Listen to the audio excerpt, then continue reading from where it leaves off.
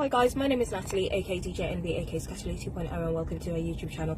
Can I just say that people who flaunt their designer pieces in public are inviting jealousy from people around them? So is it any surprise that an online influencer with over 1 million followers on Instagram takes her £10,000 Birkin bag into a boutique on Oxford Street in London, goes into a changing room and has it stolen by an individual who allegedly is part of a larger crime ring?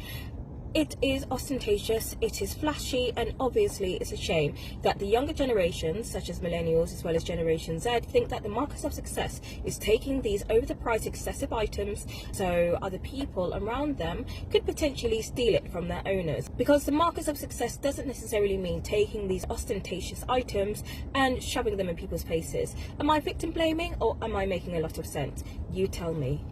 This particular crime occurred in one of the major hotspots in London. Just to make it clear, that was satire. I was mimicking the tone of this article that was published in the Standard Online. I would never advocate for anyone to go out in public and in a premeditated way take someone else's belongings away from them or to pickpocket any of their items while they're minding their own business. So this particular journalist happens to have a vendetta against influencers because she does say that the word influencer, as written in her article, is the equivalent to Bitcoin, whatever that means.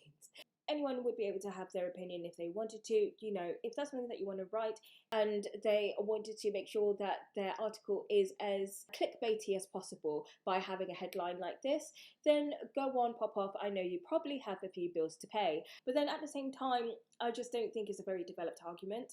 Yes, people can have your opinion, but at least back it up with something. They are just focusing on why they do not feel sorry for this particular person who got targeted. I will continue because in this article, they also says the moment that they read the headline that the influencer had her £10,000 Birkin handbag stolen while shopping for designer clothes. Nothing is more vulgar than the culture of using designer items and showing them off to the public as a yardstick or a measure of success. It's not worth the best part of the annual rent. It just seems like the information in the article and the arguments are not really well developed. I do think that this whole article does scream bitter. This particular journalist writing for the Standard Online has created a piece which can be considered as lazy journalism because they have incorporated data that has previously been published 3 months ago in September 2024, or even reiterates where the data has come from. Also, this particular fashion influencer has mentioned on their Instagram that their now stolen Rolex JPG was provided by an online retailer that specializes in sourcing luxury goods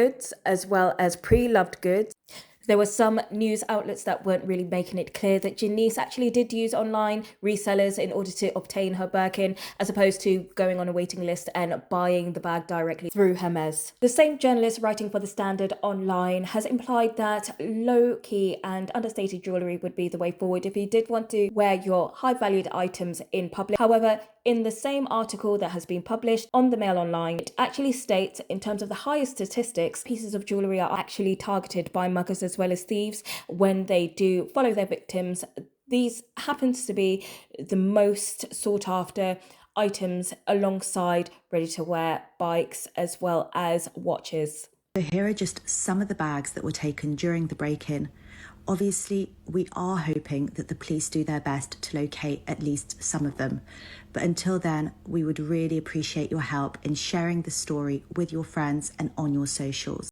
This journalist also suggests that understated jewellery, accessories as well as outerwear would be the way forward in order to safeguard your belongings if you didn't want to be targeted when you're out in public. However, the quiet luxury trend has been quite prevalent over the last couple of years since 2022, and it seems like despite the way that people dress, members of the public, especially in certain boroughs in London, such as Westminster and Kensington and Chelsea, individuals still get targeted for their belongings. And the quiet luxury trend has been quite popular due to the pandemic as well as being linked to the economy. So this fashion trend usually links into how well the economy is doing. So during the recession, fashion followers tend to dress more understated.